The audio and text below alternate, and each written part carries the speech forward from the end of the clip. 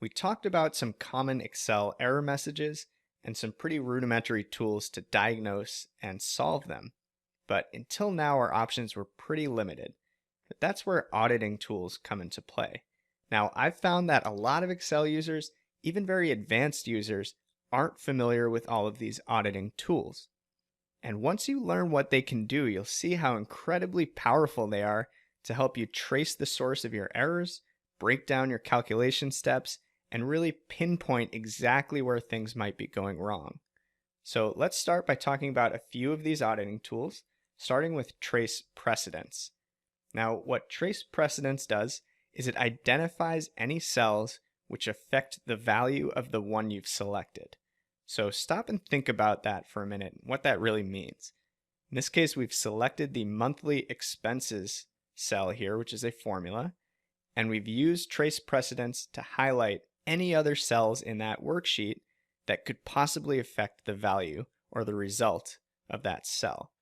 So what this tells us here is that if we were to change the value of the mortgage cost cell, the property tax cell, utilities, or insurance, the value in our monthly expenses cell, which we've selected, would change. So for me to wrap my head around it, I like to think about it as kind of like identifying the upstream cells, right? The ones that would potentially impact the current value if they were to change.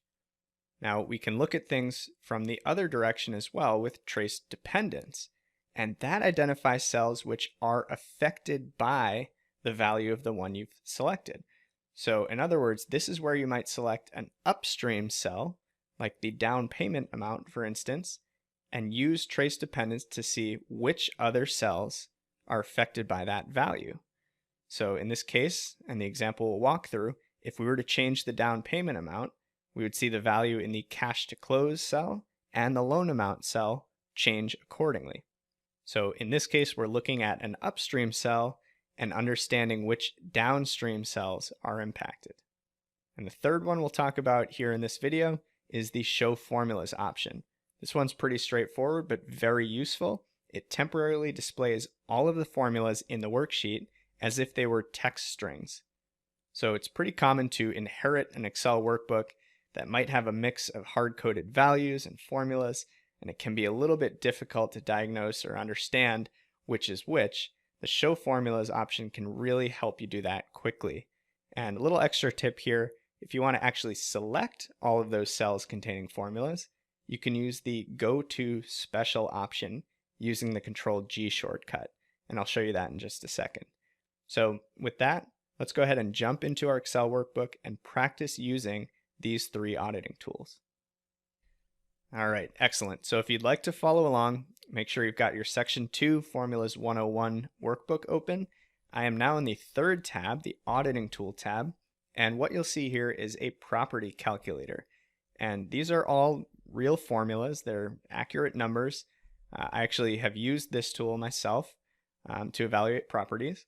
And basically the idea is that you can track some property details here, like the zip code, the address, the MLS number, as well as some values that all contribute to the cash to close, which is the amount of money you need to close on the property, and the monthly expenses given certain inputs like a down payment, an interest rate, and so on.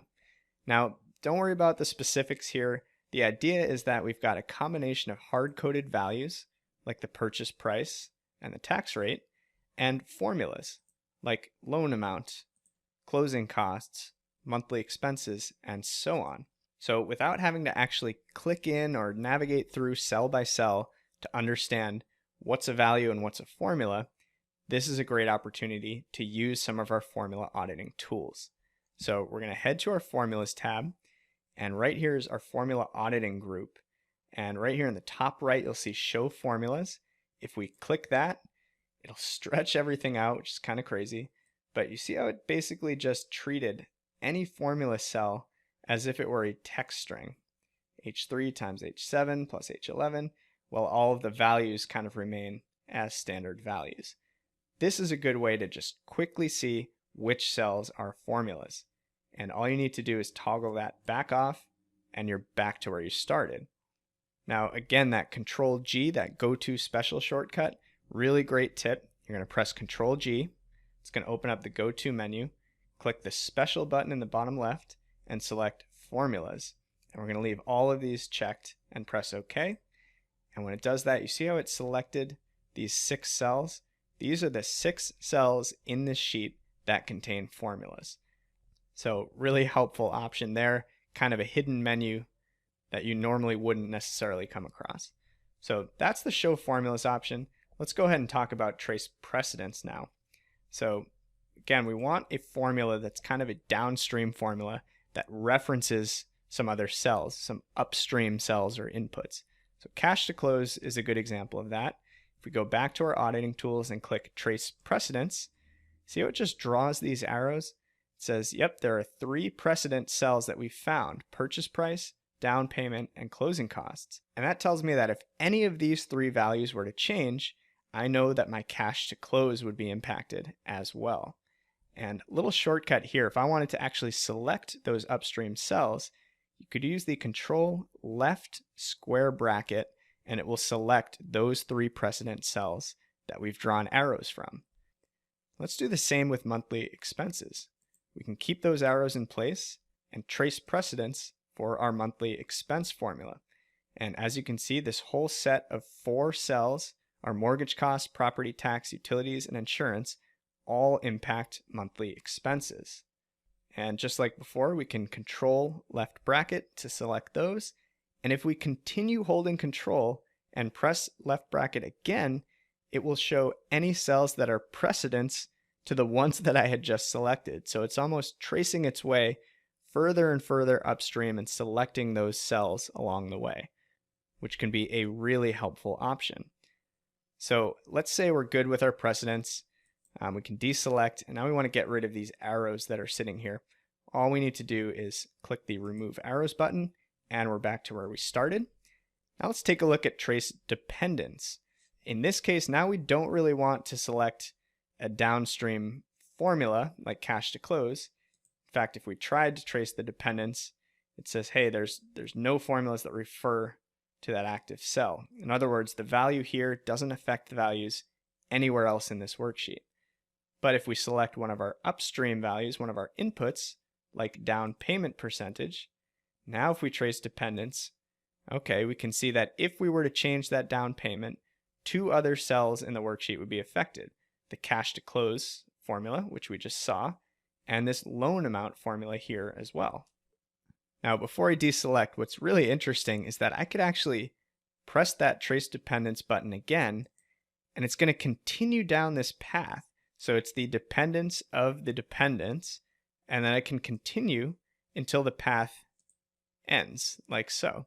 So what this is telling me is that this 20% number, it will immediately impact the loan amount value, which will in turn impact the mortgage cost value, which will in turn impact the monthly expenses. So I'm tracing the full chain of impact all the way from my first cell to the last cell that's impacted.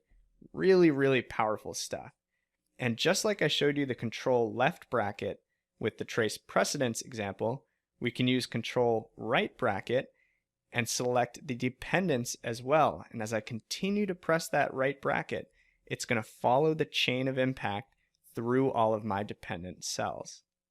So where this really becomes helpful is in a case where you've got an error and you're not sure where your chain is breaking.